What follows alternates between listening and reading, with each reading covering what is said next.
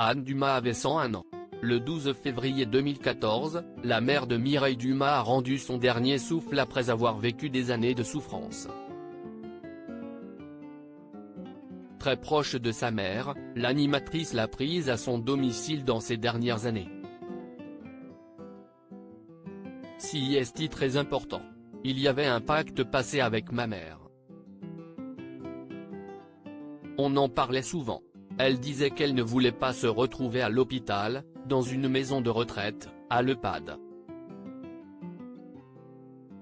J'étais jeune, mais je lui avais dit, ne t'inquiète pas maman, je serai là jusqu'au bout comme elle l'a fait avec ses proches, comme elle l'a fait avec ses propres parents, s'est souvenue l'ancienne animatrice de Vie privée, Vie publique sur les ondes de France Inter ce lundi 20 mars.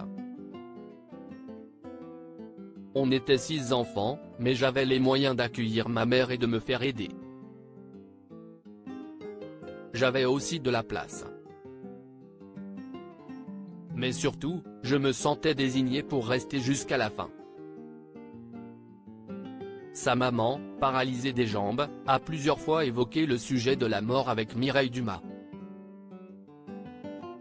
Elle disait qu'elle ne voulait pas que je la laisse souffrir, qu'elle voulait choisir le moment de partir quand elle en aurait vraiment assez. C'était une demande consciente, a-t-elle ajouté.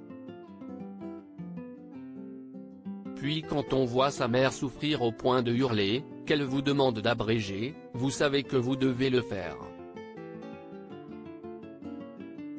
J'étais prête. Contre la loi française, la journaliste a donc aidé sa mère à avoir recours à l'euthanasie.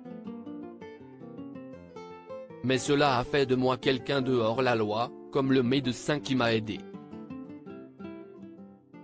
Ce médecin a pleuré. Au départ, il est là pour soigner, non pas pour aider à mourir.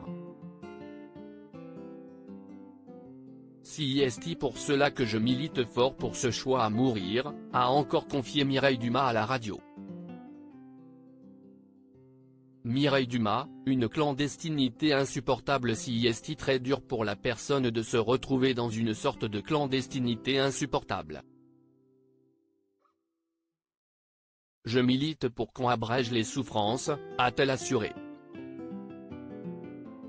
Car il faut savoir qu'avec la loi Leonetti actuellement, on peut plonger quelqu'un dans une sédation profonde. Mais l'agonie peut durer entre 4 jours et 14 jours. Comme personne n'est jamais revenu, on ne sait pas ce que cela fait.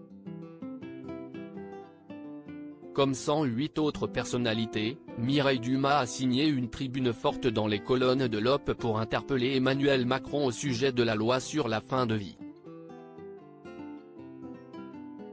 Quand quelqu'un souffre et vous demande de mourir, CIST un problème philosophique et éthique, développait-elle.